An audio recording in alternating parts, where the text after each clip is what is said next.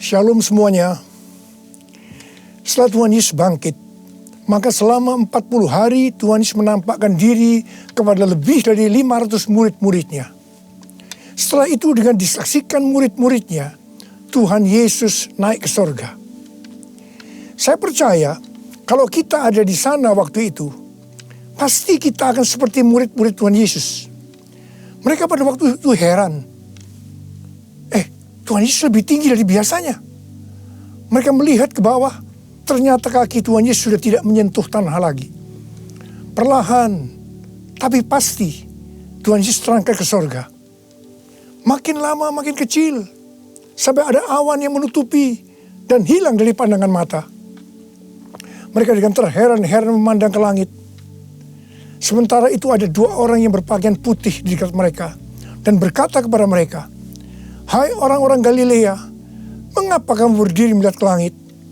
Yesus ini yang terangkat ke sorga meninggalkan kamu, akan datang kembali dengan cara yang sama seperti kamu melihat dia naik ke sorga." Dari ayat ini saya percaya kalau yang melihat Tuhan Yesus naik ke sorga adalah murid Tuhan Yesus, maka yang akan melihat Tuhan Yesus turun dari sorga untuk mengangkat umatnya adalah murid Tuhan Yesus. Tuhan Yesus sekarang berada di sorga. Di dalam Yohanes 14 ayat 1 sampai dengan 3 tertulis bahwa Tuhan Yesus menyediakan tempat bagi kita. Sesuai dengan Ibrani 7 ayat 25, Tuhan Yesus menjadi pendoa syafaat bagi kita supaya kita selamat secara sempurna. Dan sesuai dengan Kisah Para Rasul 1 ayat 8, Tuhan Yesus mencurahkan Roh Kudus bagi kita. Sesuai dengan Yohanes 14 ayat 1 sampai dengan 3, Tuhan Yesus berkata bahwa dia akan ke sorga untuk menyediakan tempat bagi kita. Setelah menyediakan tempat bagi kita, Tuhan Yesus akan datang kembali untuk membawa kita ke sorga. Dan kita akan bersama-sama dengan Tuhan Yesus selama-lamanya. Kita percaya bahwa kedatangan Tuhan Yesus yang kedua kali sudah sangat-sangat dekat. Tuhan Yesus berkata dalam Lukas 21 ayat 25 sampai dengan 28 bahwa salah satu tanda menjelang kedatangan Tuhan Yesus kembali adalah akan terjadi di mana orang akan mati ketakutan karena kecemasan berhubung dengan segala yang menimpa bumi ini. Mirip dengan apa yang nanti akan terjadi saat kedatangannya kembali. Bukankah kita saat ini melihat bahwa ciri-ciri serangan COVID-19 ini adalah membuat orang ketakutan, khawatir yang berlebihan, dan panik? Ternyata banyak orang-orang yang ketakutan pada hal-hal lain ketimbang kepada COVID-19 itu sendiri. Kalau keadaan ini berlarut-larut, maka akan banyak orang yang mati ketakutan karena kecemasan ketimbang mati karena COVID-19 itu sendiri. Tuhan Yesus berkata kepada kita, "Bangkitlah dan angkatlah mukamu, sebab penyelamatanmu sudah dekat." Kita harus bangkit, mengangkat muka kita, dan jadi pemenang. Sebab penyelamatan kita sudah dekat. Yang artinya kedatangan Tuhan Yesus yang kedua kali untuk mengangkat gerejanya sudah sangat-sangat dekat. Kita harus menjadi pemenang. Menang terhadap dosa, menang terhadap iblis, menang terhadap daya tarik dunia, menang terhadap kedagingan kita. Sebab hanya para pemenang yang masuk surga. Roma 8 ayat 37 berkata, "Tetapi dalam semuanya itu, aku lebih daripada orang-orang yang menang, oleh Dia yang telah mengasihi aku." Kita akan mengingat tuntunan Tuhan selama ini yang membuat kita menjadi pemenang melawan pandemi COVID-19 dengan segala dampaknya. Tuntunan yang pertama, kita disuruh puasa selama 40 hari. Kemudian ditambah 51 hari lagi, yaitu sampai dengan tanggal 30 Mei 2020. Tuntunan yang kedua, kita harus melakukan seperti yang tertulis dalam 2 Tawarikh 7 ayat 14, yaitu kita harus merendahkan diri, berdoa, mencari wajah Tuhan, serta berbalik dari jalan-jalan yang jahat. Tuntunan yang ketiga, gereja harus membuat mezbah doa, pujian dan penyembahan dengan membayar harga, yaitu gereja harus bersatu. Gereja tidak boleh saling menjelekkan. Gereja tidak boleh saling menyerang. Gereja tidak boleh saling menghakimi.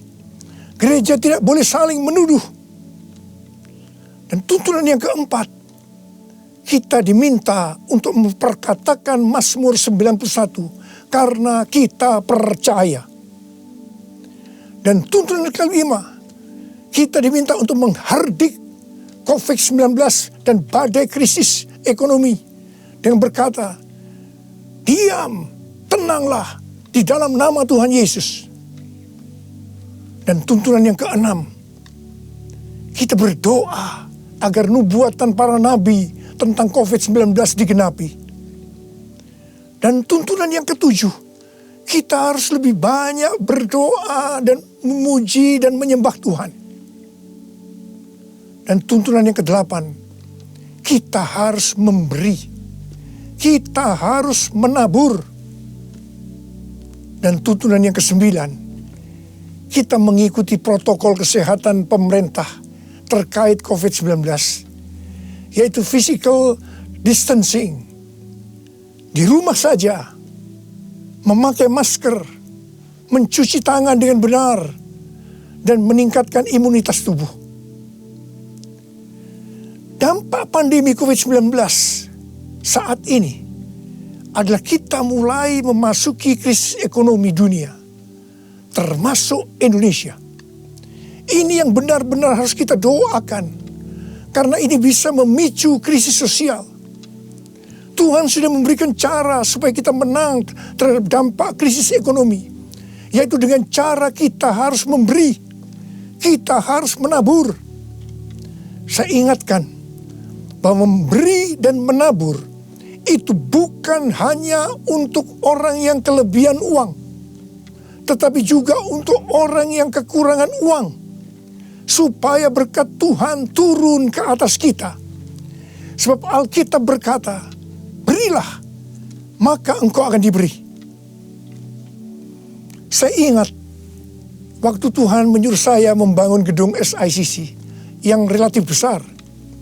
Keuangan yang ada jauh lebih kecil dibandingkan dengan biaya yang harus dikeluarkan. Setiap kali akan membayar termin, selalu dengan pergumulan yang berat. Sebiasanya Tuhan izinkan last minute, baru ada uang untuk membayar. Jadi setiap kali kita empot-empotan. Kita hanya bergantung kepada Tuhan, karena kita tidak tahu bagaimana caranya untuk mendapatkan uang itu. Pada suatu hari, di tengah-tengah keadaan kita yang seperti itu, Tuhan menyuruh saya untuk melakukan kebaktian kesembuhan ilahi. Tuhan memerintahkan kepada saya seperti ini. Kamu pergi ke kota-kota di mana aku akan tunjuk. Kalau kamu tiba di kota itu, ajak gereja-gereja untuk membawa orang-orang miskin, orang-orang sakit, orang yang tidak punya uang untuk ke dokter. Pada saat itu belum ada BPJS. Dan orang yang tidak punya pengharapan. Sebab aku akan menyembuhkan mereka. Dan biayanya kamu yang harus mengusahakannya sendiri. Terus terang saya tidak bisa mengerti akan tuntunan ini. Karena di tengah-tengah kita memerlukan uang untuk membangun SICC. Sekarang kita harus mengusahakan uang untuk biaya kebaktian kesembuhan ilahi, di mana ini jumlahnya relatif besar. Saya bertanya kepada Tuhan, bagaimana cara untuk mendapatkan uang itu? Dan Tuhan memberikan tuntunan. Tuntunan pertama, saya yang pertama-tama harus menabur. Seperti Daud waktu mempersiapkan pembangunan Bait Allah. Pertama-tama Daud sendiri secara pribadi yang menabur. Jadi pada waktu itu, saya merekam lagu-lagu saya dengan biaya sendiri. Dan hasil penjualan CD, semuanya saya serahkan untuk pembangunan SICC. Dan tuntunan yang kedua, Tuhan menyuruh saya untuk untuk mengumumkan kepada jemaat untuk menabur.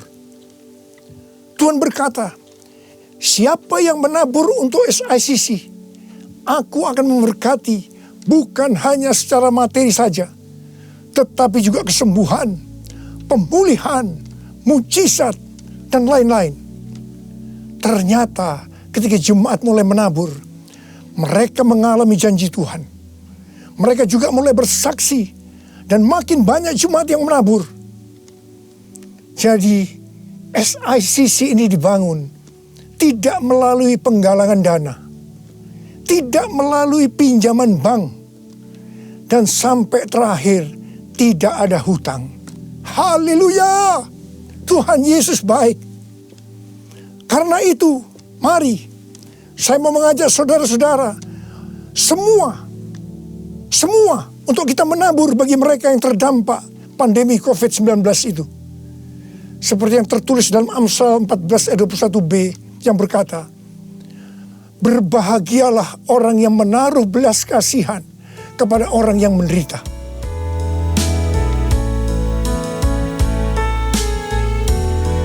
Nyanyi Hosana bagi Rajaku yang duduk di takhta.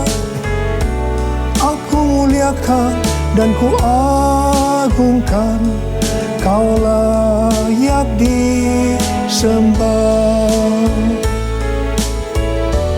Ku nyanyi Hosana bagi Rajaku yang duduk di takhta. Aku muliakan dan ku agungkan, Kau layak disembah. Kau layak disembah. Kau layak disembah.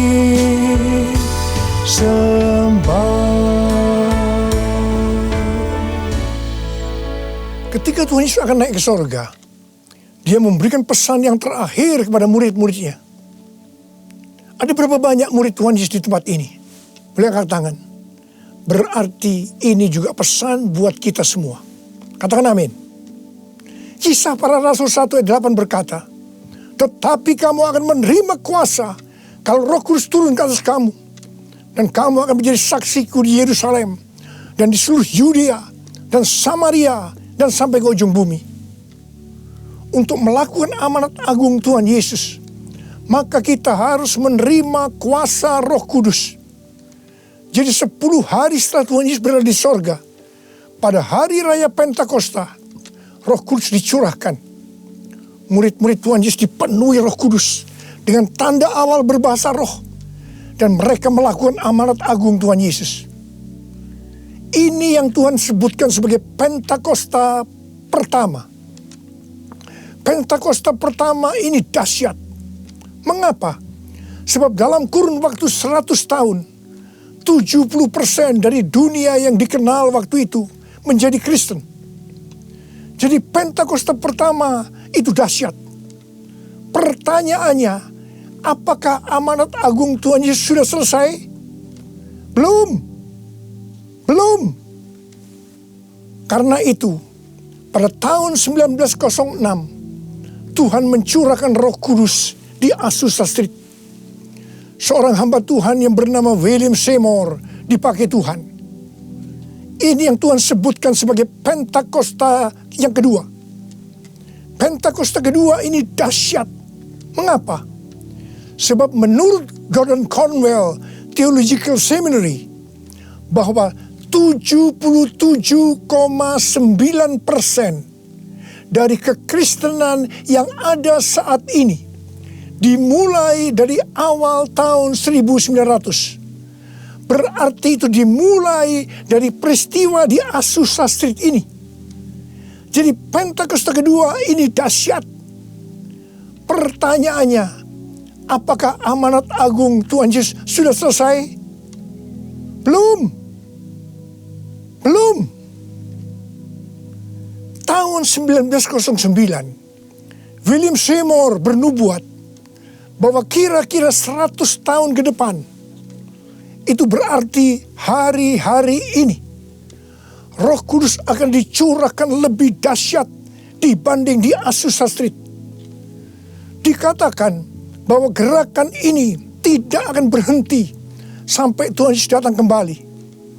Jadi ini adalah pencurahan Roh Kudus yang terakhir sebelum Tuhan Yesus datang kembali.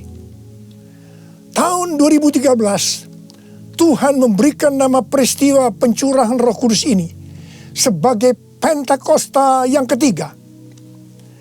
Dengan adanya Pentakosta yang ketiga ini, amanat agung Tuhan Yesus akan selesai dan Tuhan Yesus akan datang kembali. Dalam acara Trumpet Call tanggal 15 April 2020 di Indonesia, Cindy Jacob dan Chuck Pierce bernubuat untuk Indonesia. Cindy Jacob bernubuat bahwa setelah COVID-19 selesai, Tuhan Yesus akan mencurahkan Roh Kudus secara besar-besaran atas Indonesia, yaitu Pentakosta yang ketiga. Kalau Pentakosta pertama terjadi di kamar loteng Yerusalem, Pentakosta kedua terjadi di Los Angeles, Azusa Street, maka Pentakosta ketiga terjadi di Indonesia. Haleluya! Akan terjadi lambatan Tuhan yang terbesar di Indonesia. Dan Tuhan Yesus berkata, siapkan dirimu untuk pencurahan Roh Kudus besar-besaran. Roh Kudus akan melanda dengan dahsyat mulai dari timur ke barat. Bersiaplah untuk memasuki era Pentakosta ketiga. Chuck Pierce bernubuat bahwa Tuhan sedang membawa pasukan Tuhan di Indonesia memasuki musim yang baru, yaitu menyiapkan lumbung-lumbung untuk menampung tuaian jiwa-jiwa. Tuhan sedang menyiapkan penuaian global. Penuaian terbesar akan terjadi di seluruh Indonesia. Dan Tuhan memberitahu kepada saya agar memeriksa barisan dari kul. Pemuritan akan terjadi di kul. Dan saya minta, sekali lagi saya mau katakan, saya minta agar saudara-saudara bergabung dalam kul.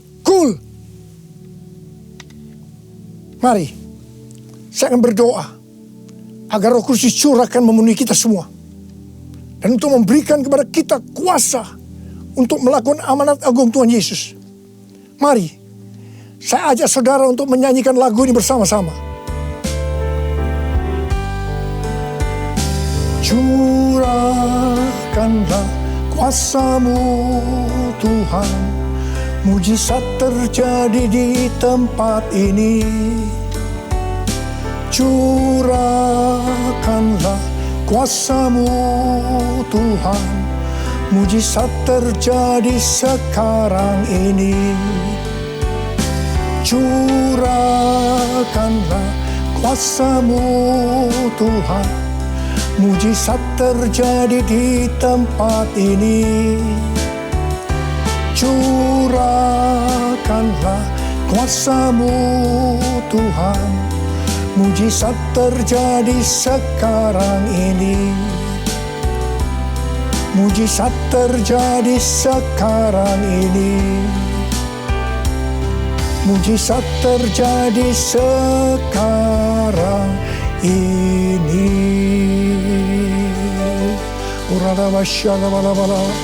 Berbahasa roh. Berbahasa roh saat ini. Berbahasa roh dengan kuat. Berbahasa roh. Berbahasa roh.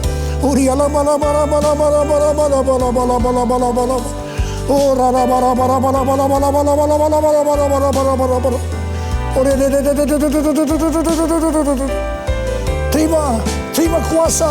Terima kuasa. Terima kuasa. Roh Kudus sedang dicurahkan. Api Pentakosta ketiga sedang turun saat ini. Terima kuasa. Terima kuasa untuk menjadi saksi Yesus, untuk melakukan amanat agung Tuhan Yesus. Terima.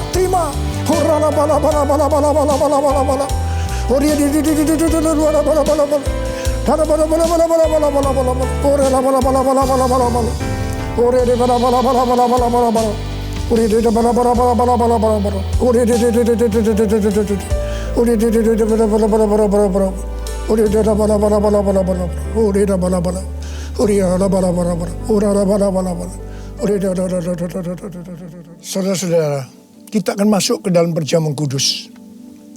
Kita akan mengingat ayat ini. Sebab setiap kali kamu makan roti ini dan minum cawan ini, kamu memberitakan kematian Tuhan sampai Ia datang. Perjamuan kudus adalah perjamuan Tuhan Yesus sendiri. Setiap kali kita masuk dalam perjamuan kudus, Tuhan Yesus selalu berkata, biarlah ini menjadi peringatan akan daku. Mari, arahkan hati saudara kepada kebaikan Tuhan. Kita akan mengingat kebaikan Tuhan. Mari, tundukkan kepala. Siapakah kami ini ya Tuhan? Sebelum kami mengenal Engkau, kami semua orang-orang berdosa. Upah dosa adalah maut, mati. Tapi Engkau yang tidak berdosa telah dijadikan dosa oleh karena kami. Engkau harus turun dari surga mulia, mati ganti kami dengan penderitaan yang luar biasa. Sungguh kalau kami pikirkan ya Tuhan, betapa baiknya Engkau itu. Engkau jadikan kami sebagai anak-anak-Mu. Engkau tuntun kami, Engkau bela, Engkau lindungi, Engkau tegur kalau kami salah. Itu Engkau ya Aba, itu Engkau ya Tuhan. Saudara, Tuhan akan memberkati saudara melalui perjamuan kudus. Tapi Tuhan mau agar kita makan dan minum dengan cara yang benar. Karena itu masing-masing sekarang berdoa. Introspeksi. Lihat keadaan dirimu masing-masing. Jangan menyimpan dosa. Mari. Lihat keadaan diri saudara. Kalau ada dosa yang selama ini tidak pernah diselesaikan, ini saatnya kita selesaikan. Supaya saudara diberkati. Katakan, ampuni saya Tuhan. Ampuni saya Tuhan. Ampuni ya Tuhan. Bapa, kami akan masuk dalam perjamuan kudus dengan hati yang penuh ucapan syukur. Dalam nama Yesus kami berdoa. Amin. Mari angkat roti saudara di tangan kanan kita tinggi-tinggi. Sebab apa yang telah kuteruskan kepadamu telah aku terima dari Tuhan. Yaitu bahwa Tuhan Yesus pada waktu malam Ia diserahkan, mengambil roti. Dan sesudah itu Ia mengucap syukur atasnya. Dia memecah-mecahkannya dan berkata, inilah tubuhku yang diserahkan bagi kamu. Perbuatlah ini menjadi peringatan akan aku. Saudara kasih Tuhan, bukankah roti yang kita pecah-pecahkan ini adalah persekutuan kita dengan tubuh Kristus? Mari kita makan dalam nama Yesus.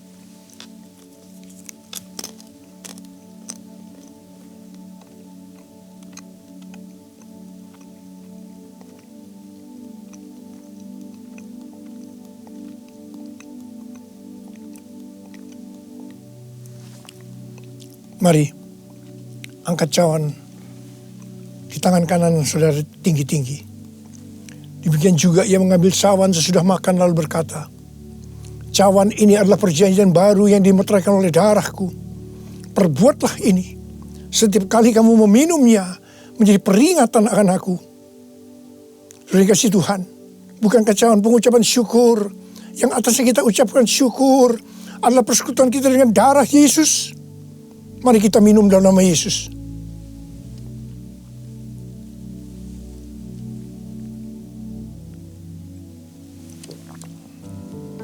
Oh Tuhan, terima kasih. Katakan terima kasih. Dengan suara, ucapkan terima kasih kepada Tuhan. Ucapkan terima kasih kepada Tuhan. Mari saudara, angkat tangan saudara. Oh rarabasya karabalabala. Tuhan terima kasih buat kebaikan Tuhan. Tuhan terima kasih buat kebaikan Tuhan. Tuhan terima kasih buat kebaikan Tuhan. Terima kasih. Kalau kami ada sebagaimana kami ada saat ini ya Tuhan. Semua karena kemurahan Tuhan. Tuhan terima kasih. Berkat-Mu melimpah buat anak-anak-Mu. Terima kasih buat penjagaan-Mu selama ini. Perlindungan-Mu terhadap anak-anak-Mu ya Tuhan. Sehingga hari ini, pada hari peringatan kenaikan Tuhan Yesus ke sorga, kami boleh mengadakan perjamuan kudus bersama-sama. Tuhan, berkat-Mu melimpah buat anak-anak-Mu. Jika ada yang sakit Tuhan, kami berdoa buat mereka, sembuh dalam nama Yesus. Sembuh dalam nama Yesus. Terima mujizat Tuhan. Terima mujizat Tuhan. Tuhan, Engkau sendiri juga menjaga anak-anak-Mu. Tidak ada yang krisis secara ekonomi Tuhan. Engkau mencukupkan mereka. Malah memberikan hidup yang berkelimpahan buat mereka. Tuhan, terima kasih. Terima. Kang terima. Terima. Terima. Terima. Terima. Terima kasih ya Tuhan. Terima kasih. Terima kasih. Terima kasih Yesusku. Terima kasih Yesusku. Puji syukur hanya bagi Tuhanku. Terima kasih Yesusku. Terima kasih Yesusku. Puji syukur hanya bagi Tuhanku. Puji syukur hanya bagi Tuhanku. Puji syukur hanya bagi Tuhanku. Mari angkat tangan saudara. Terimalah berkat Tuhan. Kasih karunia yang berlimpah-limpah daripada Allah Bapa di dalam Anak yang tunggal Yesus Kristus. Persekutuan yang manis dengan Roh Kudus menyertai saudara sekalian mulai hari ini sampai Tuhan Yesus datang menjemput kita di awan-awan dan bahkan sampai selama-lamanya. Yang percaya bersama-sama katakan amin.